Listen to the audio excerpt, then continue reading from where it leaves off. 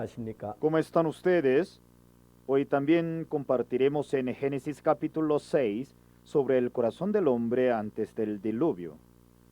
La vez pasada compartimos sobre el mundo del corazón. Muchas personas creen que si la gente ora, lee o evangeliza fervientemente, eso es tener buena vida espiritual. Pero si de esa manera se lograra una buena vida espiritual, ¿para qué habría necesidad de Jesús? La vida espiritual depende de la relación con Jesús. Si ustedes estuvieran pasando por una situación llena de dificultades, pero si Jesús estuviera con ustedes, Él podría solucionar cualquier tipo de problema.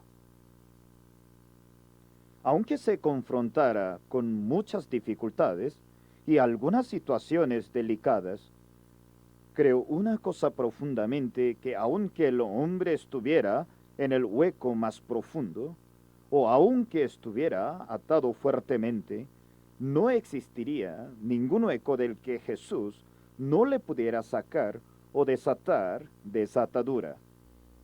Por eso el problema no es la situación, el pecado y Satanás, sino que el problema verdadero es la amistad entre el Señor y yo. Si entre Jesucristo y yo se resolvieran todos los problemas, y si nos damos cuenta de que el Señor mora en mí y yo vivo en Cristo, desde aquel momento comprendería que el Señor es el verdadero reposo en su vida. Aunque me llegaran el dolor, la tristeza y la tentación, pero si el Señor me cuidará, imagínense. Una mujer adúltera fue arrastrada por los fariseos y escribas para ser apedreada.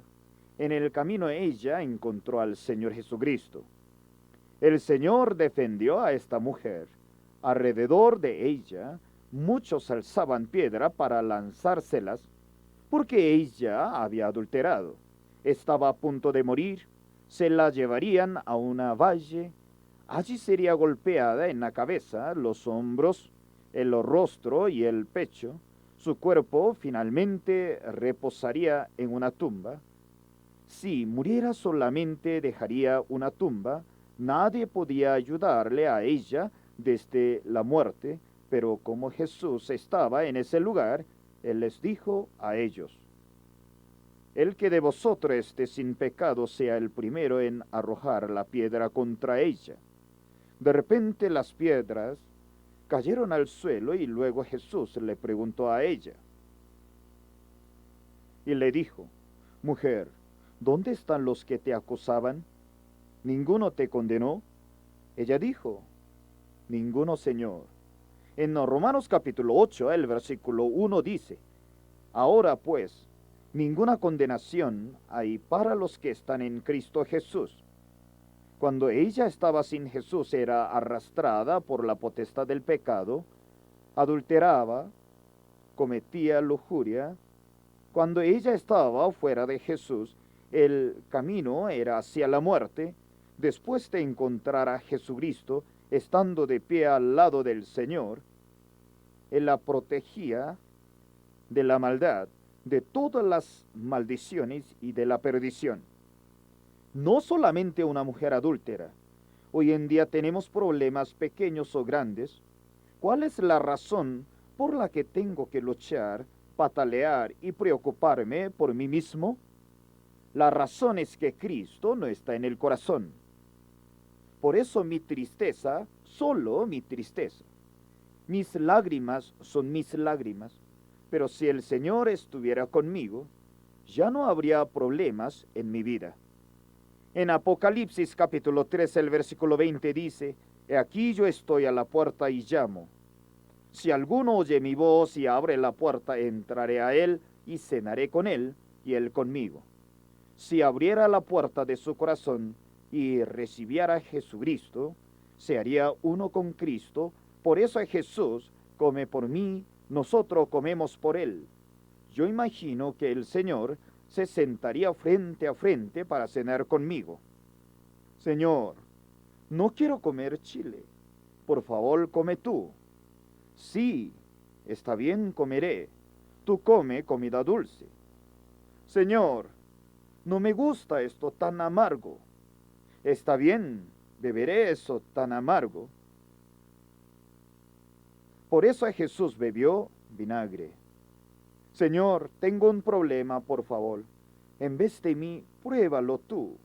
Claro que sí, voy a probarlo. Señor, tengo un dolor, por favor. En vez de mí, come tú. Yo no tengo nada que comer. Aunque la comida está servida en la mesa, el Señor come todo. El problema verdadero es que no somos uno con el Señor y estamos apartados de Él. Por eso el Señor es el Señor y yo soy yo. Estamos compartiendo sobre Génesis capítulo 6. ¿Qué quiere decirnos? El versículo 3 dice, y dijo Jehová, no contenderá mi espíritu con el hombre para siempre, porque ciertamente él es carne, mas serán sus días 120 años. ¿Qué significa no contenderá mi espíritu con el hombre para siempre? ¿Cómo? No podemos mezclar nuestro pensamiento y opinión con el de Dios. ¿De qué manera pueden ser mezcladas la luz y la oscuridad, y Cristo y Belial? Por eso, si queremos unirnos con Cristo, nuestro corazón debe ser quebrantado, molido minuciosamente nuestro prejuicio, nuestra propia experiencia y nuestro propio pensamiento. De esta manera podemos ser uno con Cristo. Una vez hubo un casamiento en la iglesia donde yo pastoreo.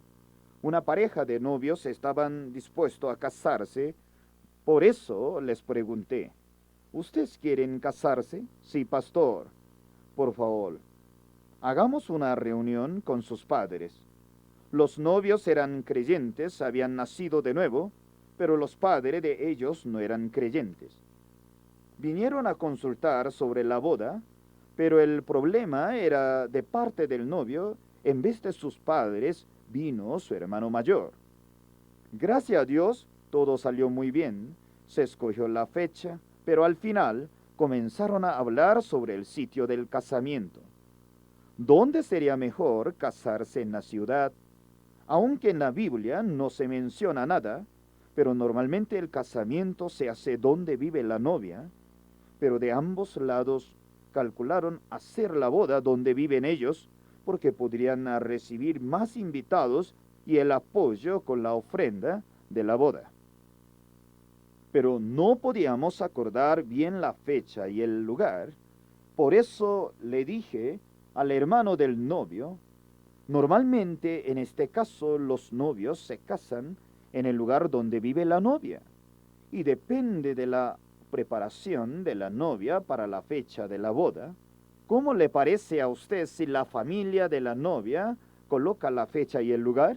Cuando le dije así, de repente el hermano del novio estaba muy enojado y me dijo, pastor, ¿por qué usted solamente apoya a la familia de la novia?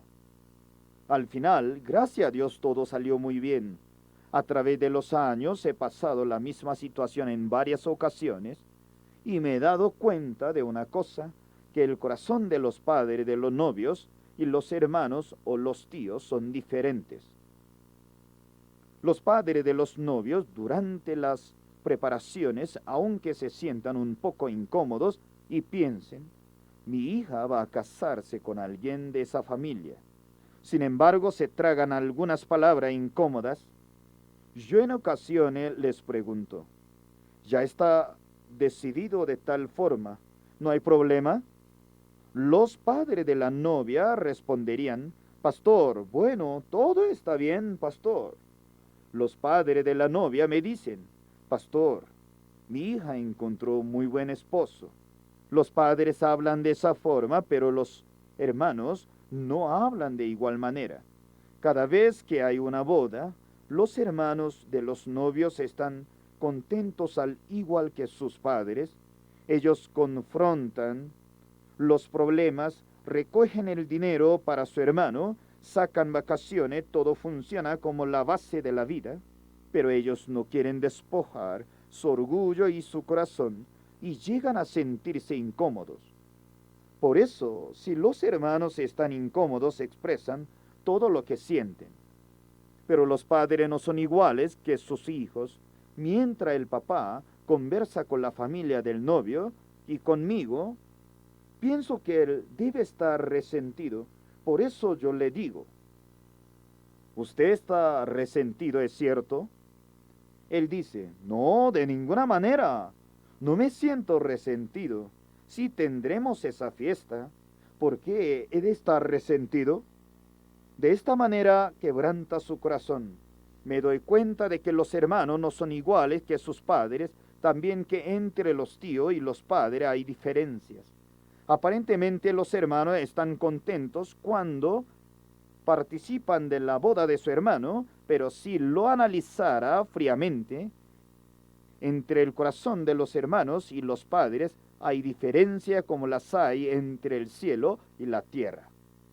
Aparentemente el hermano aparecía sus hermanos, pero aún así, cuando observamos bien en el mundo del corazón, cuando llegan a una determinada situación, en el corazón se pueden ver las diferencias. Discúlpeme por darle este ejemplo. Si alguien quiere saber la consanguinidad, puede probar el excremento. Es decir, que para los padres no es sucio el excremento de sus hijos. Pero si no hay rasgos de consanguinidad, en este caso el excremento va a ser sucio. Cuando la mamá mira el excremento del bebé, no lo ve sucio. Eso es la consanguinidad, es decir, la distancia del corazón. De igual manera, algunos aparentemente creen en Jesús, se congregan y aunque tienen escasez económica, diezman y ofrenda y reciben persecución por asistir a la iglesia. Pero la fe que tiene el corazón de los hermanos es diferente de la fe que hay en el corazón de los padres. Amados, no hay una balanza para pesar el mundo del corazón. Tampoco hay alguna regla para medir el mundo del corazón. Por eso solo se expresa, me siento contento, yo creo. Pero entre estas palabras hay muchas diferencias, cientos, miles, millones. Otro ejemplo, si alguien dice, me siento muy triste, qué lástima, la gente lo expresa verbalmente, pero si se siente triste desde el corazón, lo puede decir de diferentes maneras, pero no hay ninguna norma para medir la tristeza y solo puede decir, qué tristeza. Solamente puede expresar, estoy contento. O yo creo, pero entre las palabras hay muchas diferencias. Eso significa que si una persona se congrega, intenta cumplir los mandamientos, si memoriza el Padre Nuestro, participa del culto del domingo, recibe el bautismo, da diezmo y ofrenda, podría ser considerado como un buen cristiano. Por eso, Dios no mira la apariencia sino el corazón. Amados, Dios es muy valioso para nuestro corazón. Despojen sus deseos de la carne, niéguense a sí mismos, aunque pierdan sus riquezas y posesiones, hasta su sí mismo. Porque quien tiene el corazón para creer en Dios y amarle, puede negarse a sí mismo y tener fe en Dios. Por no conocernos muy bien a nosotros mismos, cuando Satanás nos exalta, nos establece a nosotros, nos dice que bueno, esfuércese un poco más, así podrá sacar buenos resultados. Ore un poco más, ya casi, así lleva nuestro corazón. Por eso hoy en día muchas personas se congregan, pero muy pocas personas se niegan. Quiebran sus propios pensamientos para unir su corazón con Dios. Muy difícil encontrar la fe que se apoya en Él, espere y deje toda su esperanza en Jesucristo. Solo Él es único Señor. Yo no soy nada delante de Dios. La gente cree en el Señor a medias y piensa que esa es la manera correcta de creer en Jesús, que de esta manera podrían ir al reino de Dios. Por eso muchas personas piensan que yo también puedo ir al cielo, pero la norma de Dios sobre la vida espiritual es diferente. Por eso a veces la gente cree que es creyente, pero no tienen fe en Dios según la perspectiva de Dios. Alguien nos dijo que en este siglo muchas personas se van al infierno por la silla que ocupan en la iglesia. Algunas personas se congregan y piensan, sí, reconozco mis errores y mis pecados, pero como yo no he hecho tanta maldad, creo que no me voy al infierno. Considero que soy buen creyente. ¿Por qué he de ir al infierno? Generalmente la gente piensa de esa manera. En la Biblia dice que no todo el que me dice, Señor, Señor, entrará en el reino de los cielos, sino el que hace la voluntad de mi Padre que está en los cielos. Muchos me dirán en aquel día, Señor, Señor, ¿no profetizamos en tu nombre, y en tu nombre echamos fuera demonios, y en tu nombre hicimos muchos milagros?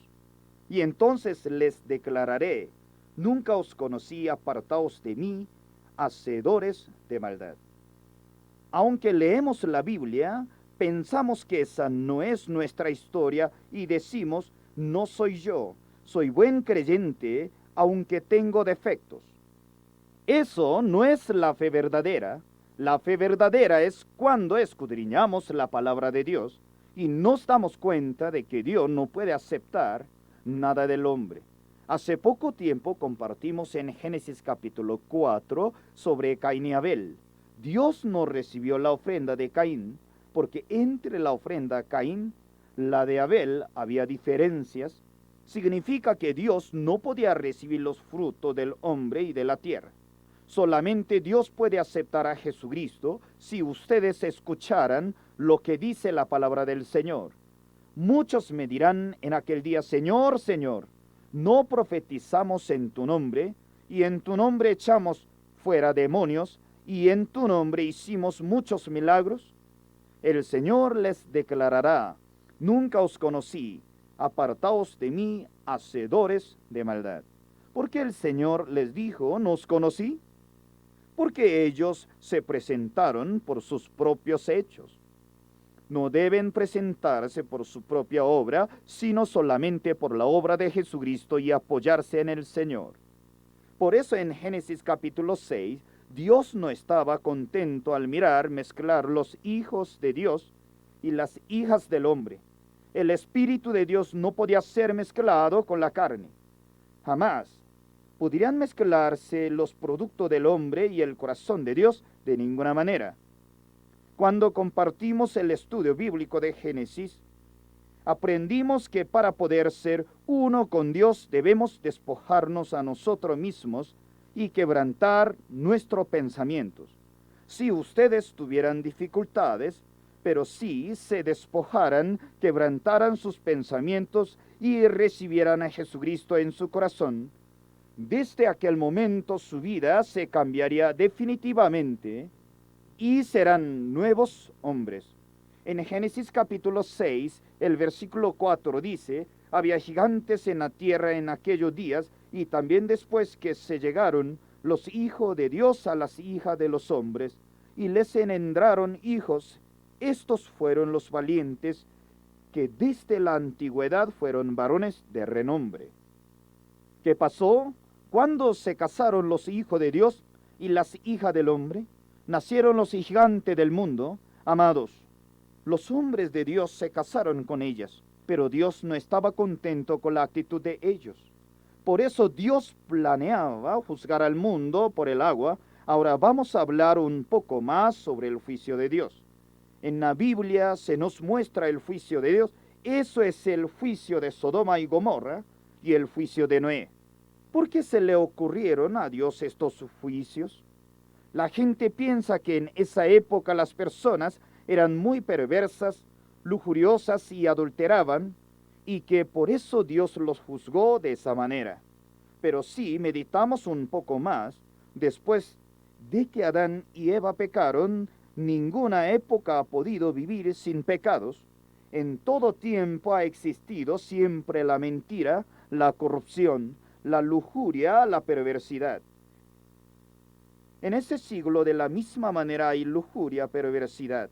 En todas las épocas ha existido la maldad, pero aún así, ¿por qué en la época de Noé Dios los juzgó? ¿Cuál es la razón por la que Dios juzgó a Sodoma y Gomorra? El problema es que Dios no los juzgó por el pecado del hombre, sino porque le dolía profundamente que los hijos de Dios se mezclaran con los pecados del mundo. Aunque en la época de Noé ellos adulteraban, cometían muchísimos pecados, pero el pecado más grande fue que ellos se mezclaron con los hijos de Dios y las hijas del hombre. De igual manera Sodoma y Gomorra. Cuando Dios decidió juzgar a Sodoma y Gomorra, Abraham pensaba que ya Lot estaba en la ciudad y habría anunciado el Evangelio. Quizá habría 50 salvos mínimo en la ciudad. Así Abraham le reclamaba a Dios. Quizá habrá 50 justos en la ciudad que destruirá. Entonces Dios le dijo que si hallaréis en Sodoma 50 justos, perdonaré a todo este lugar por amor a ellos. Oh Dios, si hubieran faltado 5 para 50, ¿qué pasaría? Si hubiera 40 o 30 o 20 o quizá 10. Lamentablemente no había 10 justos. Ellos no se inclinaron a Lot, sino que fueron absorbidos por las hijas y cayeron en pecado. Hoy en día, ¿cuándo comenzará el juicio de Dios? El mundo está lleno de maldad. Si los hijos de Dios se evangelizaran y sacaran las almas de la potestad del pecado, Dios les daría su gracia y su misericordia. Pero cuando los hijos de Dios caen en el pecado, Dios juzga al mundo. Les he dicho muchísimas veces que Dios no puede estar unido con el pecado. Dios no quiere unirse con el hombre pecaminoso y el pensamiento malo. No contenderá mi espíritu con el hombre para siempre, porque ciertamente él es carne. Por eso si alguien quiere recibir la gracia de Dios, debe despojar su propio concepto, su experiencia y su pensamiento. Debe quebrantar, despojar sí mismo, y cuando llegue a esa condición el Señor Jesús podrá dirigir su corazón hacia Dios.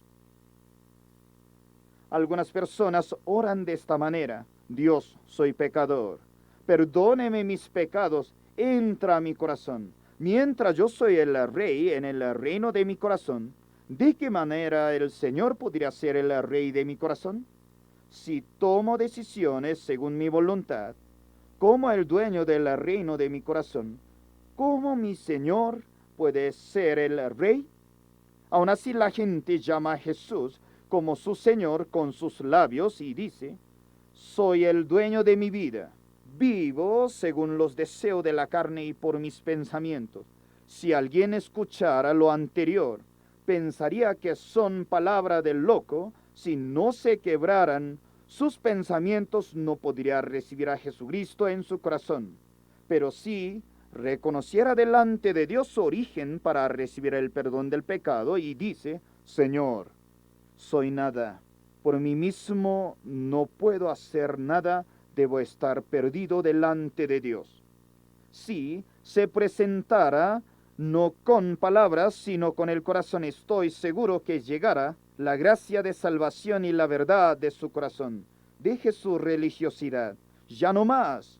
Por favor, si aparentemente se congrega y ora, deje su actitud, reciba a Jesucristo en su corazón, quiebre sus pensamientos y diga: Señor, quiero que seas el Señor en mi corazón. Estoy seguro que si usted recibiera al Señor de esa manera, pase lo que pase en su vida, el Señor resolverá todos sus problemas y logrará una vida muy feliz y agradecida por Dios. Terminaremos aquí, amados.